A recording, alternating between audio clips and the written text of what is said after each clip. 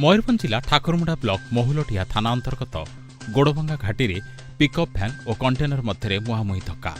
7 ଜଣ ଆହତ ହୋଇ ଆନ୍ଦପୁର ଉପଖଣ୍ଡ ଚିକିତ୍ସାଳୟରେ ଭର୍ତ୍ତି। ଘଟଣାରୁ ପ୍ରକାଶ ଯେ ଜରକ ଗ୍ରାମ ପଞ୍ଚାୟତ ଅଞ୍ଚଳର ପ୍ରାୟ 40 ଜଣରୁ ଊର୍ଦ୍ଧ୍ୱ ଶ୍ରମିକ ବିଲ କାମ କରିବାକୁ ଆନ୍ଦପୁର ଅଞ୍ଚଳକୁ ଯାଇଥିଲେ। ଦିନ 3ଟା ସମୟରେ ଘରକୁ ଫେରିବା ବେଳକୁ କଣ୍ଟେନର ସହିତ ମୁହାଁମୁହିଁ ଧକ୍କା ହୋଇଥିଲା।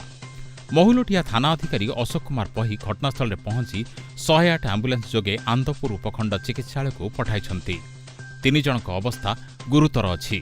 ଠାକୁରମୁଣ୍ଡା ଅଞ୍ଚଳରୁ ଦିନକୁ 20ରୁ ଊର୍ଦ୍ଧ୍ୱ ଗାଡ଼ି ଲେବର ନେଇ ଆନ୍ଦପୁର ଅଞ୍ଚଳକୁ ଯାଉଛନ୍ତି। ଗୋଡ଼ଭଙ୍ଗା ଘାଟିରେ ପ୍ରାୟ ମାସକୁ 15ରୁ 20ଟି ଦୁର୍ଘଟଣା ଘଟିଲେ ସୁଦ୍ଧା ପ୍ରଶାସନ କିଛି ପଦକ୍ଷେପ ନେଉନାହାନ୍ତି। ସେଥିପାଇଁ ଲୋକେ ଏହାକୁ ହାଡ଼ଭଙ୍ଗା ଘାଟି ବୋଲି କହିଥାନ୍ତି। ମୟୂରଭଞ୍ଜ କରଞ୍ଜିଆରୁ ହରେକୃଷ୍ଣ ତ୍ରିପାଠୀଙ୍କ ରିପୋର୍ଟ, ଗୀତାଞ୍ଜଳି ନ୍ୟୁଜ୍।